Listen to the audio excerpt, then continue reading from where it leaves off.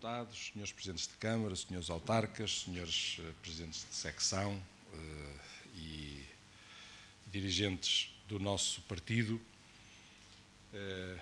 é um gosto poder partilhar alguns momentos convosco e dar-vos a minha perspectiva sobre as razões pelas quais eu acho que nós devemos ir de cara completamente levantada, de cabeça levantada para as próximas eleições, que já não demoram muito, vêm daqui a 9 meses. E eu estou absolutamente convencido que nós temos que ir disputar estas eleições para as ganhar, porque o país não pode deitar a perder todos os sacrifícios que os portugueses fizeram nos últimos anos. E o que eu quero partilhar convosco é o meu argumentário de porque é que eu acho que o país deve dar uma segunda oportunidade a este governo para continuarmos a governar o país. A minha tese é muito simples. Este governo, esta coligação, teve que cumprir um papel absolutamente excepcional e patriótico, que foi tirar o país da bancarrota. Vivemos um período difícil como não tínhamos na nossa história democrática. Tínhamos condições dificílimas para governar. Governámos em condições de absoluta emergência. Quando chegámos ao poder, com a Troika, que veio para Portugal porque não havia condições de garantir os salários dos funcionários públicos nos meses seguintes, nem de pagar as reformas aos pensionistas nos meses seguintes, e foi por isso que veio a Troika. A Troika veio porque nos emprestaram 78 mil milhões de euros, porque nós não tínhamos quem nos emprestasse dinheiro e nós precisávamos do dinheiro emprestado para pagar despesa corrente do Estado. E como não havia nos mercados quem nos emprestasse, não havia quem confiasse em nós, vieram instituições públicas, o Banco Central Europeu, a Comissão Europeia e o Fundo Monetário Internacional, a emprestar a Portugal o dinheiro que permitiu continuar a pagar salários aos funcionários públicos e continuar a pagar pensões. Mas esta Troika obrigou-nos a tomar um conjunto de medidas que penalizaram muito os portugueses, que eram a condição, o requisito absolutamente indispensável para termos o país a respirar, a ter a boca fora d'água, que era continuar a pagar os mínimos indispensáveis dos salários e das reformas das pensões. Ora, este governo, este nosso governo,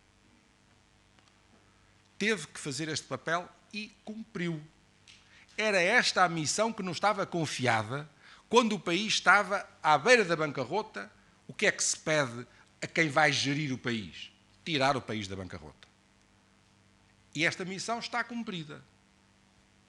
Agora, isto não é uma tarefa muito exaltante. Não há aqui... limitamos-nos a tirar o país da bancarrota. Agora, precisamos de uma segunda oportunidade para governar o país numa legislatura de normalidade. Resolvida a emergência nacional, que era a bancarrota iminente, essa primeira fase, essa primeira operação está cumprida.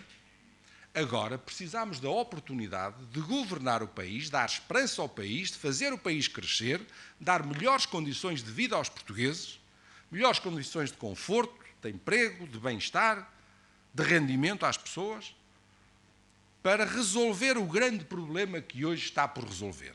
Nós resolvemos tirámos o país da bancarrota. Hoje o Estado tem contas equilibradas. O problema é que os portugueses têm pouco dinheiro no bolso. Um problema está resolvido. Deixem-nos agora resolver o outro, que é ajudar a meter dinheiro no bolso das pessoas. E temos uma estratégia para isto. Agora, precisamos que nos deem tempo, porque este tempo desta legislatura foi para resolver o primeiro problema, que era tirar o país da bancarrota. Eu insisto muito nisto, tirar o país da bancarrota, porque às vezes as pessoas esquecem-se que nós estávamos na iminência da bancarrota.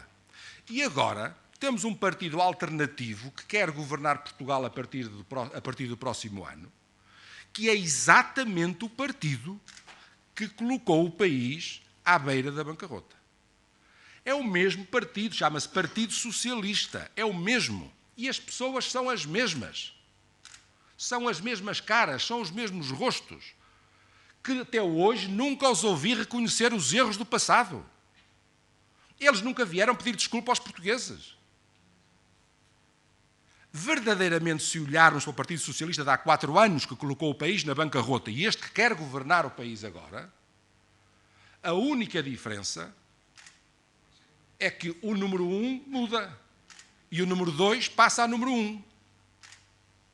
Mas o Partido Socialista é o mesmo. Nunca renegou as políticas que trouxeram o país à situação de 2010 e 2011. Então, e vamos voltar a entregar os destinos do país a quem colocou o país nesta situação? É por isso que eu acho. Porque eles não merecem. Ainda se tivessem arrependido, se tivessem reconhecido o erro, se tivessem mudado de estratégia, se tivessem novas propostas, podíamos olhar para eles. Agora, eles que são os mesmos, com a mesma estratégia, com as mesmas propostas ou ausência de propostas, porque estão tão calados porque só têm aquelas, não podem voltar ao poder. Eles não merecem e nós merecemos a oportunidade de ir governar durante uma legislatura em condições de normalidade. É este o meu ponto. É por isso que eu acho que os portugueses devem votar em nós. Dar a oportunidade a esta coligação de fazer crescer o país. As imagens valem mais do que 1000 palavras e eu acho que vale a pena mostrar-vos algumas delas que são muito eloquentes. Uma referência muito breve. Vou mostrar alguns poucos slides, não todos, mas muito poucos, aqueles que eu acho que são essenciais. Reparem nisto. Qual foi o país que nós encontramos? Encontramos um país que estava em estagnação económica durante uma década. Nos últimos 10 anos, Portugal tinha crescido, nos 10 anos, 0,7%. Não é 0,7% ao ano, 0,7% em 10 anos. Portanto, estagnação durante 10 anos. O país esteve parado. O 4º maior crescimento da dívida pública no mundo. No mundo todo. O 4º maior crescimento da dívida, Portugal. A dívida externa líquida tinha triplicado entre 2010 e 2011. E o desemprego tinha triplicado entre 2010 e 2011. Muito simples, olhem para a evolução da dívida, o gráfico do lado esquerdo, vejam bem como é que ela está em 2010, na ordem dos 60 mil milhões de euros, e aumenta 131 milhões de euros entre 2010 e 2011. Multiplica por 3. Não é 3%, é multiplica por 3. E olhem para a dívida externa líquida, que multiplica por 3,5. Este gráfico também é muito interessante. Vejam a evolução do desemprego, que é a linha verde. Estava em 3,9 em 2000, vai subindo até 2008 e depois 2009, 2010, 2011 dispara absolutamente. A taxa de emprego é o contrário. Portanto, aquele período 2010, 2011 é o grande diferencial, é o grande crescimento do desemprego em Portugal.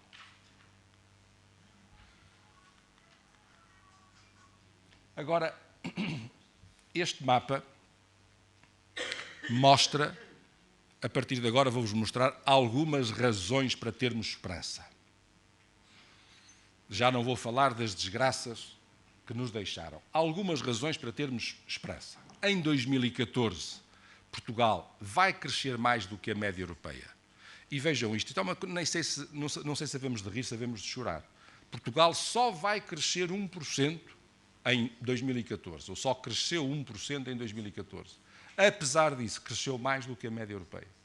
E em 2015, nós só vamos crescer 1,5%.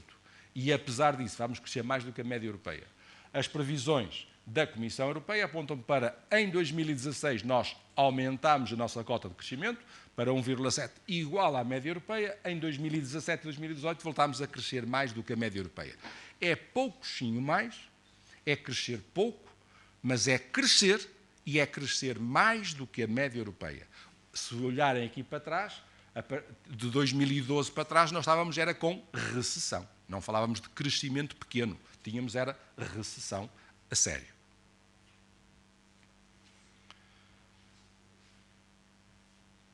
Agora, avanço aqui a alguns mapas, porque não temos tempo para olhar para eles todos, mas outras razões para termos esperança.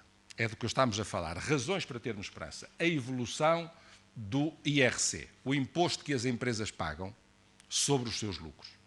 Em 2013 era 25%, em 2014 passou para 23%, em 2015 já está no orçamento, vai ser 21%, e em 2016 está previsto uma nova baixa para 19%. E há quem diga, mas então baixar o imposto sobre os lucros das empresas quando quem está mal são os trabalhadores? Eu diria, não me levem a mal, isto dizem os socialistas, dizem os comunistas, ou dizem sobretudo os comunistas, porque evidentemente que é com os lucros das empresas que se geram condições para fazer novos investimentos, para criar riqueza, para criar emprego. Porque se não for com os lucros das empresas, é com a dívida. E esse é um dos males da nossa economia, que a nossa economia está muito sustentada em dívida. As pequenas e médias empresas em Portugal têm uma dependência da dívida que é o dobro da média da zona euro. E é 3 vezes mais do que a média dos Estados Unidos. As nossas empresas vivem muito sobre a dívida. Estão muito endividadas. Têm poucos capitais próprios.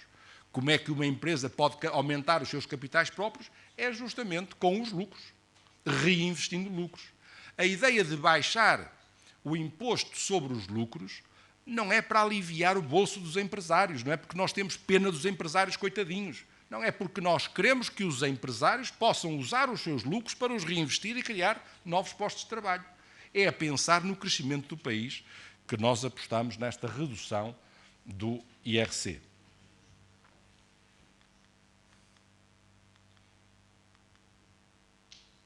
Vejam aqui mais razões para ter esperança. O ambiente económico que estamos agora a começar a viver é bem diferente do que era. Do lado esquerdo tem o número de insolvências e dissoluções de empresas. Vejam, 25 mil em 2012, diminui para 21 em 2013, diminui para 18 mil em 2014. Portanto, em 2 anos, o número de insolvências e dissoluções de empresas diminuiu 6.651 empresas. Pelo contrário, a criação de empresas é de quase 3 vezes mais. Aumenta quase 3 vezes. Passa de 6 mil, 14 mil, 17 mil. Multiplica por quase 3 vezes. Portanto, estamos num ambiente em que há mais empresas a serem criadas, muito mais empresas a serem criadas, do que o número de empresas a ser dissolvidas. Passando ao... Este quadro pretende mostrar o volume de emprego. Às vezes diz-se que a taxa de desemprego baixou porque muita gente emigrou e, portanto, há menos desempregados em Portugal. Ora, o melhor então é olhar para o número de empregados. Não olhar para os desempregados, mas olhar para os empregados.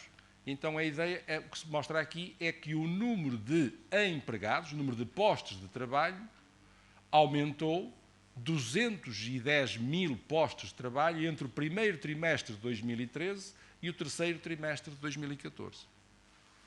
Este dado é incontestável, porque já não tem a ver com imigrações, etc.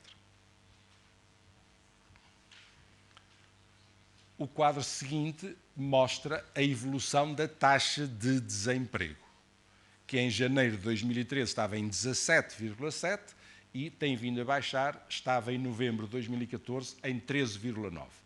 Vamos lá ver uma coisa, 13,9 é uma taxa de desemprego altíssima, sejamos claros. Está longe de ser uma boa taxa seria 4% de desemprego, é quase um desemprego técnico. Pessoas que andam a mudar de posto de trabalho, etc. 13,9 é um desemprego muito alto. É um dos nossos maiores problemas. Agora, que o problema está a diminuir, está. É menor do que no passado? É. Estamos a ir na boa direção? Estamos. Devagar, mas estamos a ir na boa direção. É uma razão de esperança para o futuro.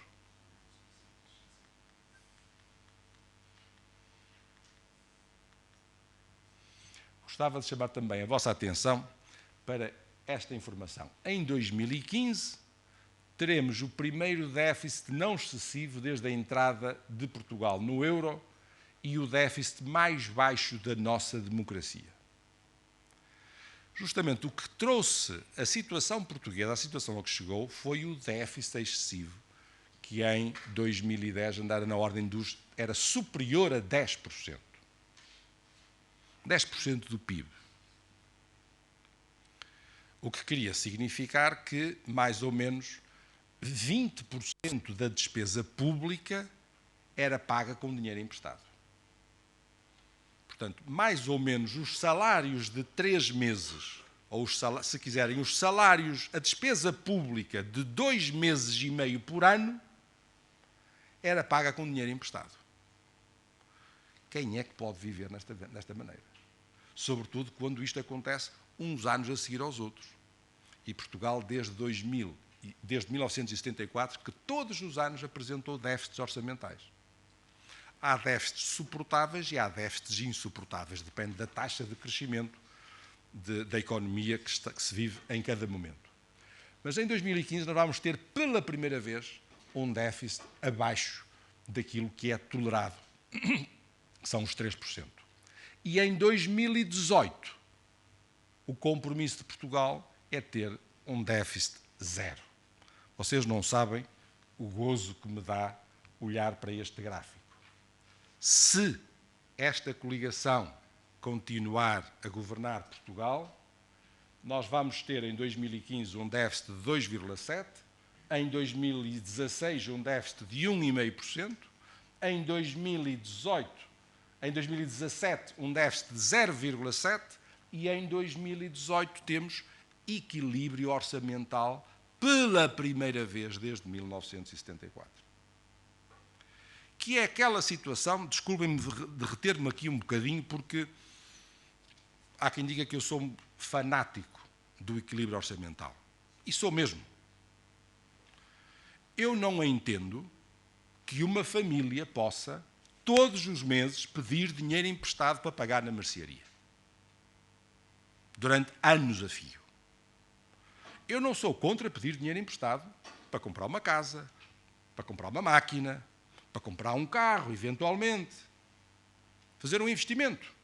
Agora, para pagar na mercearia, para pagar no talho, todos os meses pedir dinheiro emprestado, alguma família aguenta?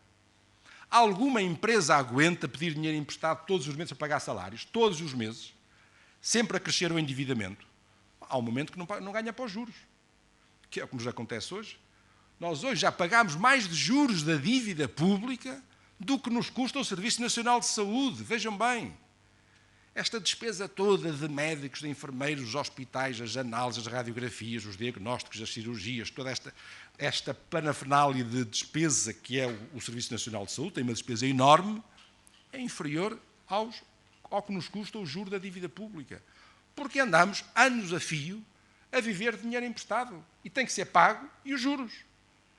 Pois, eu sonho com o tempo, que já não está tão longe assim, de chegarmos ao equilíbrio orçamental. E espero que em 2019, eu faço votos que em 2019 possamos ter um pequeno superávit orçamental. Que é o que fazem as famílias de bem, famílias organizadas, que recebem 1.000, gastam 990. Tem que juntar um bocadinho todos os meses para uma emergência, para uma doença, para um problema na família, para umas cheias que há para as cheias da Madeira, para um problema qualquer que haja no país? Pois eu tenho a certeza, não posso pôr o meu pescoço, mas punha uma mão no fogo, que se o Partido Socialista ganhasse as eleições, em vez de a curva vir para aqui e vir para o equilíbrio orçamental, nós voltávamos a vir para aqui. Porquê? Porque eles são os mesmos, defendem a mesma política, têm o mesmo pensamento que tinham, apenas mudaram o chefe. O número 2 passou a número 1.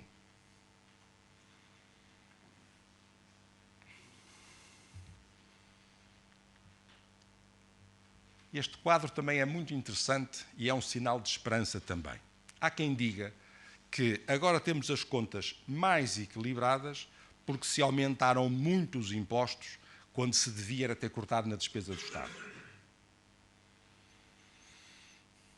Não é mentira que se aumentaram muito os impostos, é verdade. É verdade. Mas é mentira quando se diz que não se cortou na despesa. Porque a despesa, comparem bem, entre 2010 e 2015, a despesa leva a um corte de 11,4 mil milhões de euros por ano. Estamos a falar quase de 1.000 milhões de euros por mês. É um corte enorme na despesa. Estamos a falar de despesa sem juros. 87,9 passa para 76,5. Portanto, quando vos disserem este governo só sabe aumentar impostos, não cortou nada nas gorduras do Estado, bom, cortou apenas 1.000 milhões por mês. É um número fácil de decorar. E depois avanço todos estes quadros, porque não temos tempo, nem vocês têm paciência para me ouvir, queria deter-me agora noutro motivo de esperança para Portugal, que vai ser o próximo ciclo de fundos europeus, o Portugal 2020.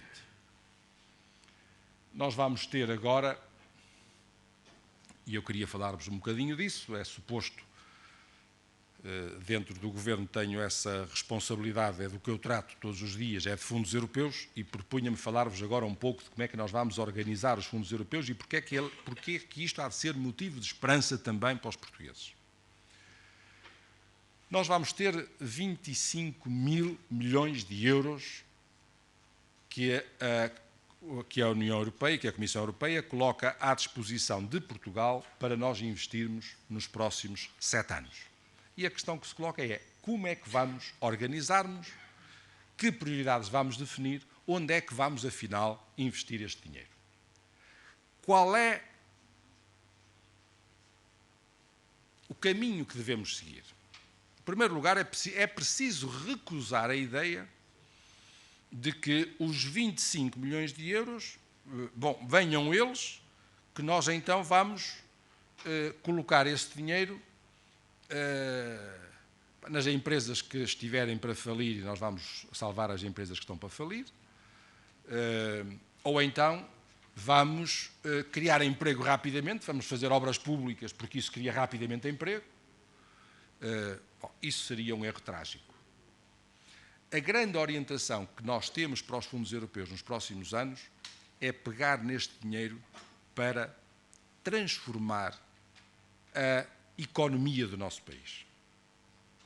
Eu acho que todos vós estáis de acordo comigo que Portugal melhorou imenso nos últimos anos em matéria de infraestruturas públicas e de equipamentos públicos. O país está totalmente transformado e hoje esse não é o maior problema dos portugueses.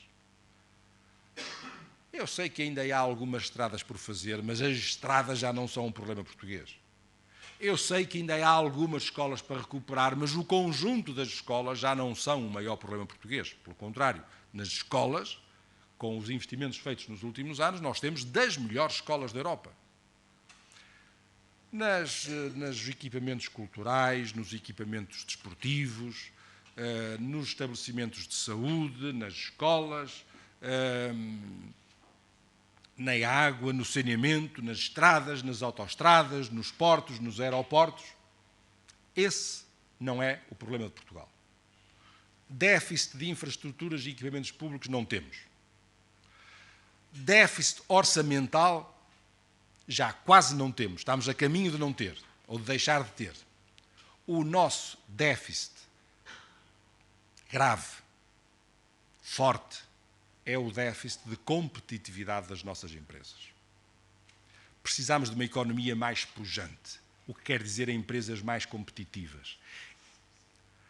Um social-democrata não tem outra forma de apostar nas pessoas, no emprego ou na valorização do trabalho que não seja ajudando a criar empresas mais competitivas. Uma empresa competitiva é a empresa que vai conseguir penetrar mais nos mercados.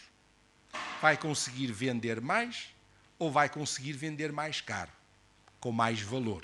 Vai acrescentar valor aos produtos que tem. Ou vende mais caro, se ela for mais competitiva. Quanto mais competitiva for, mais consegue vender. Mais penetra nos mercados. E se ela vender mais, se faturar mais, ela vai poder criar novos postos de trabalho. Ou aumentar os salários de quem já trabalha. Não há outra forma. Portanto, a principal orientação dos fundos europeus é apoiar aqueles que queiram investir nas suas empresas para as tornar mais competitivas. E aqui há um outro dado que temos que juntar a este. Se as nossas empresas ficarem mais competitivas, vão poder vender mais. Bom, mas para poder vender tem que haver quem compre. E o problema é que o consumo interno em Portugal está bastante estagnado. As pessoas têm pouco dinheiro. Com a ideia de crise, criou-se a ideia de que o melhor é poupar.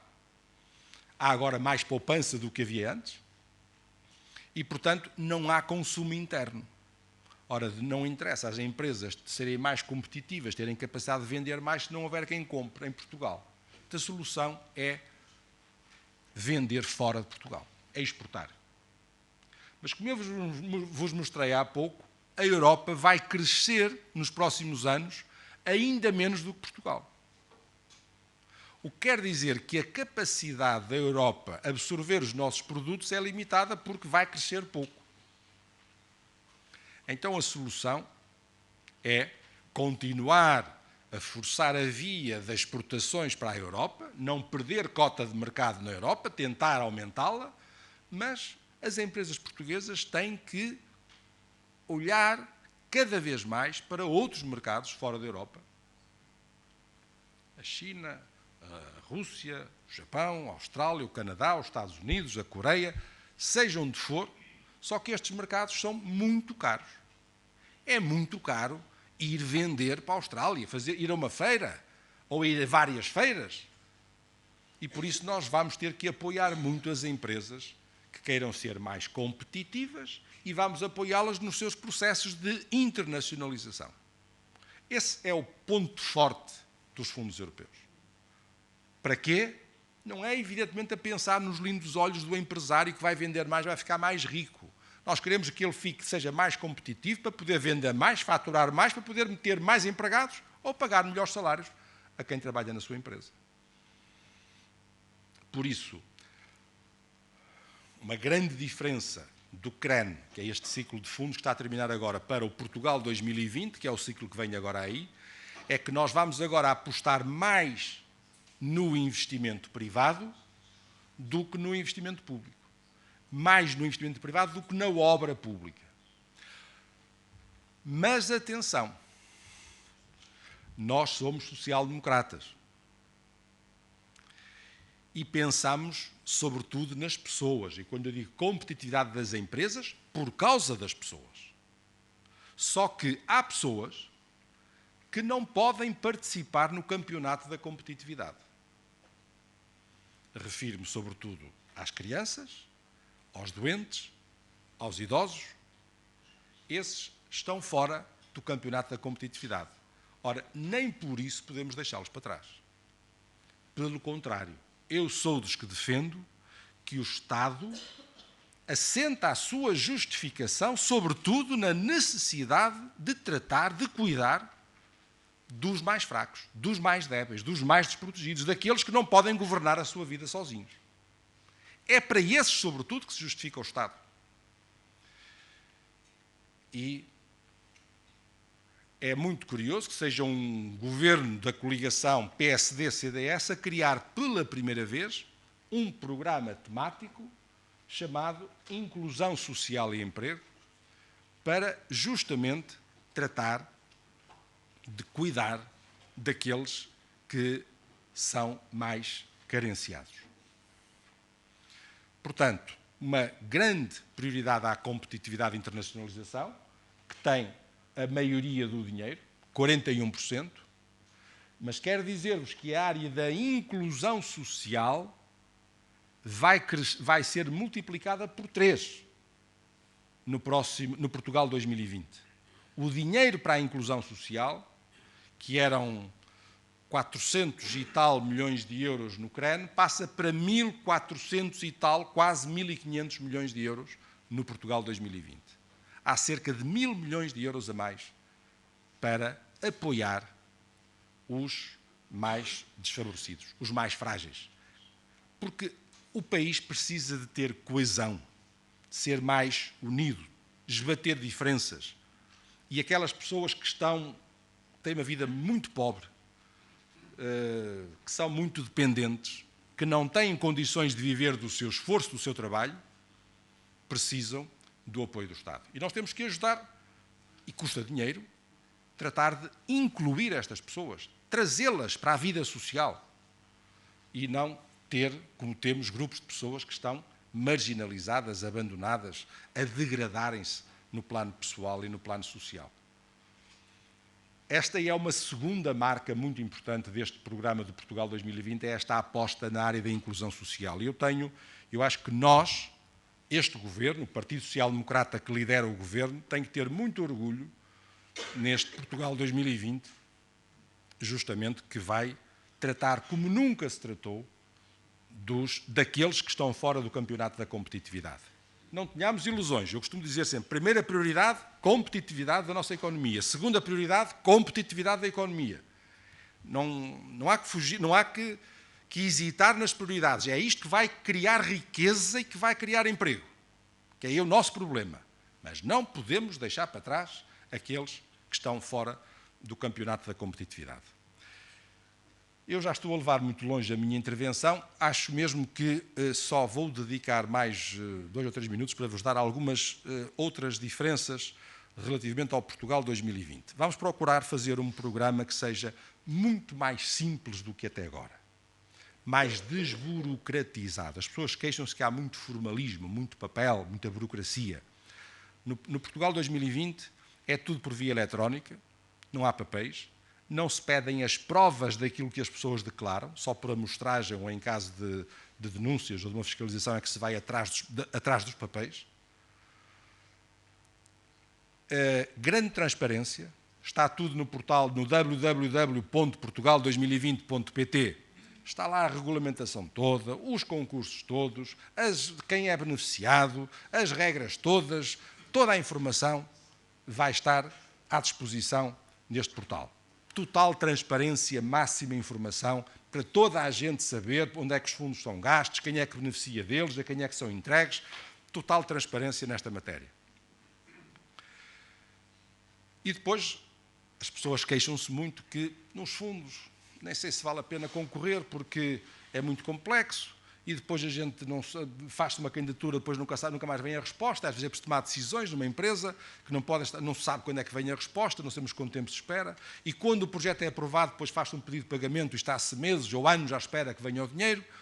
Pois bem, no próximo Portugal 2020 há uma regra muito clara. Uma candidatura não leva mais do que 60 dias úteis a ser analisada e um pedido de pagamento tem que ser satisfeito no prazo de 45 dias úteis.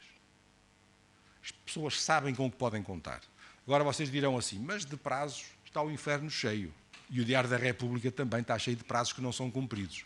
Só que eu tenho esperança que desta vez vão ser cumpridos, porque o Diário da República também tem o decreto que lá está, o decreto que está aprovado diz que, se estes prazos forem violados em mais do que 25% do prazo, em média anual, os responsáveis são substituídos.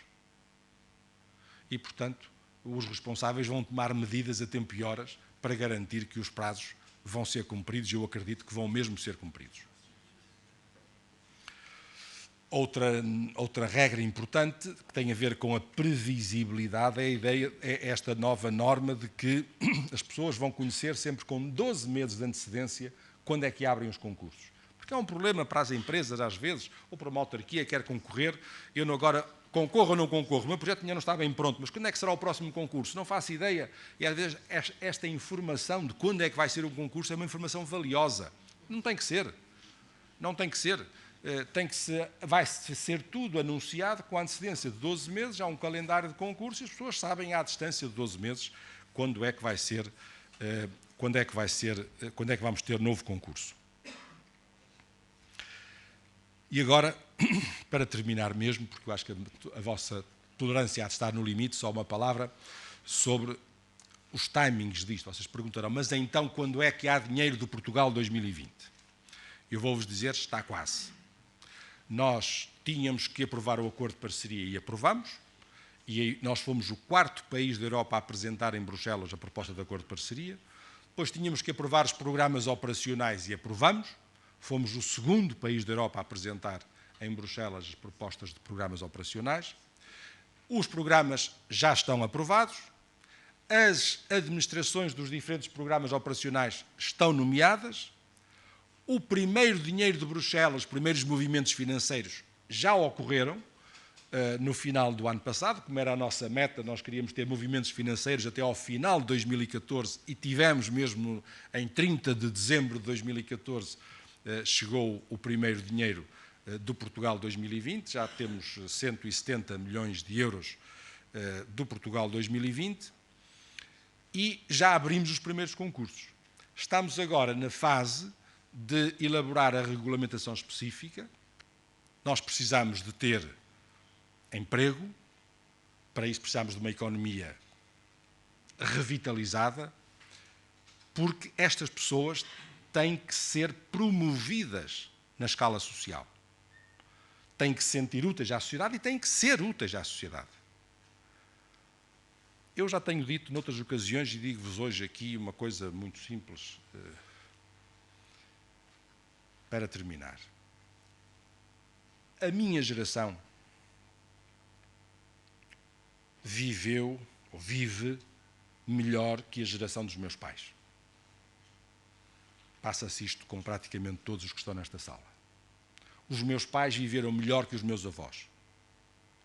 Mas se nós não ganharmos juízo, se nós não invertermos o caminho que estamos a seguir, a minha geração é a última geração que vive melhor do que a geração anterior. Porque os meus filhos, a geração que vem atrás de mim, já vai viver pior do que a minha geração. Isto nunca tinha acontecido. A nossa obrigação é dar aos nossos filhos um futuro melhor do que nós tivemos, como os nossos pais nos deram a nós. Os nossos avós deram aos nossos pais. Então, e agora a nossa geração vai se deixar ficar para trás?